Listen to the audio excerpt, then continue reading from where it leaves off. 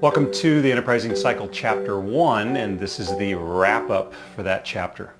What I want you to understand is that in each of these parts, we've been labeling blocks that as a whole form a unit of concept. Okay, let me say that in simpler terms. We're putting a bunch of these pieces together like a socket set in a toolbox. You're going to be able to do a whole lot of good stuff with them. The first piece that we looked at was personal enterprise. The idea that small business is very personal, and as we learned from Jim Rohn, Shoaff said, it's very simple, Mr. Rohn. Here's all you have to do. Work harder on yourself than you do on your job. In part 2, we learned from Alex Zanardi that change and challenge comes at us fast. Life happens between our plans, and that having a great attitude is not just a gift, it's a survival component. Life is not always exactly what you want to be.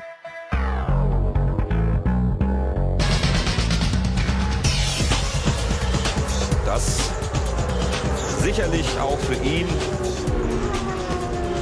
bis zu der 154. Runde reicht. Wasserstrahl auf den Taktstutzen gegeben. Ist mit ihm, reicht's bei ihm nicht, muss er noch mal So, in order for us to really deal with change, we have to deal with attitude and have to have a way of developing a good attitude. We then looked at psychological scotomas. Those are things like emotional blind spots where our eyes actually don't see physically everything that there is, and our emotions don't tell us the whole truth about things. We looked at perceptual illusions. That's how our mind decides to interpret what we're seeing to have meaning. And then we tried to figure out what's next. And as you might remember by listening to your self-talk, that many of us, if not most of us, actually talk ourselves right out of the answer. So if we're looking forward to what's going to happen in the marketplace, we can self-talk ourselves right out of the right thing to do. We finally looked at the Strength Finders book, and hopefully you've taken that test, the assessment, and updated your information on the website so that we can each share with each other and learn from each other's strengths. But moreover, we want to learn that our strengths are how we offend other people.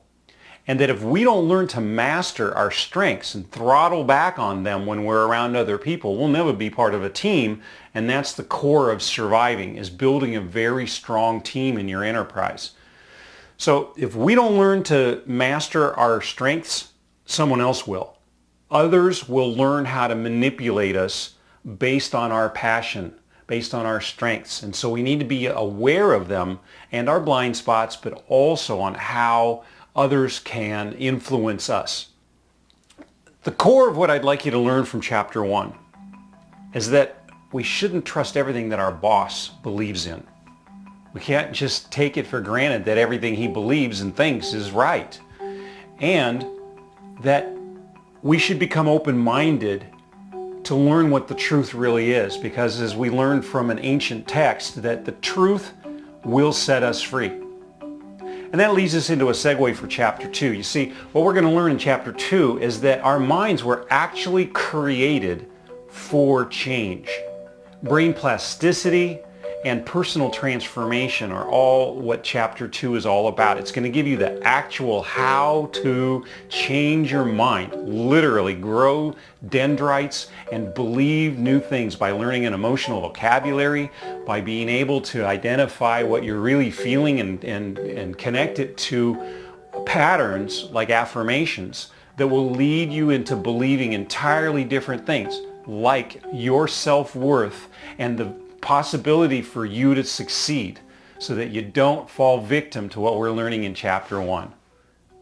Okay, so the next step is for you to take the quiz, and it's a pass-fail. You can take it as many times as you want. The answers are right there on the page, so it's an open browser test, if you will. And when you pass, you'll get access to Chapter 2. So we'll see you there.